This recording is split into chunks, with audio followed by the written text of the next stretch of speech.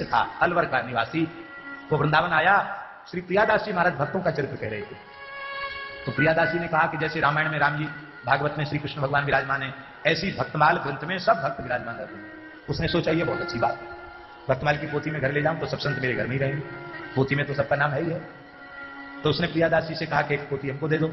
उस जमाने में छापा खाने नहीं थे, हाथ से पांडुलिपि लिखी जाती थी, 350-400 साल पुरानी बात है। प्रियादास जी ने कहा कि तुम क्या करोगे पुस्तक का, क्या कुछ कहने सुनने का अभ्यास है? बोले नहीं, बिल्कुल नहीं, हम तो अपने घर में पोथी रख देंगे, अपने बच्चों से कह देंगे कि भजन तो हमसे होता नहीं, जब हम मरने लग जाएं तो ये पोथी उठा के हमारी छाती पर धर देना। इतने संत हमारी छाती पर बैठ जाएंगे तो यमदूतों की क्या हिम्मत जो हमको यमलोक ले जाएं। तो इतने संत जब हमारे ऊपर कृपा करेंगे तो हम भगवान के धाम को जाएंगे। प्रियादास जी प्रसन्न हो गए, इसकी श्रद्धा तो है कम से कम। प्रियादास जी ने पांडुलिपि लिख करके उसको दी और वो अपने पोथी लपेट करके एक अलमारी में रख दिया।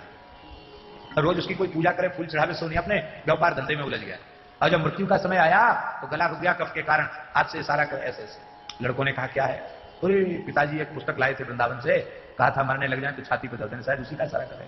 महाराज जी जैसे ही छाती पर पुस्तक को रखा, अब तो खुलो कंठ नैनन जल धारो हरे कृष्ण गोविंद उचार।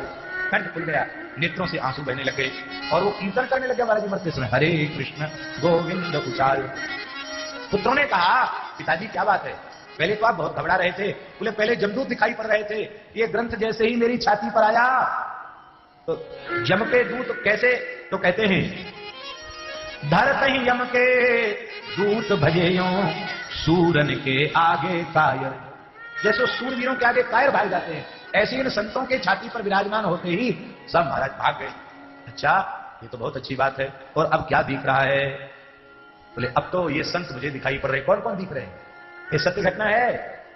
वो वही से कह रहा है, नाम देव रे दास कबीरा, नाम देव रे दास कबीरा, नाम देव रे दास कबीरा, नाम देव रे दास कबीरा, सैन धना की बात वीरा, सैन धना की बात वीरा, आड़े सकल कहत है बाबा, सारे सकल कहत है बाबा, हमारे संग चलो अब साता, हमारे संग चलो अब साता।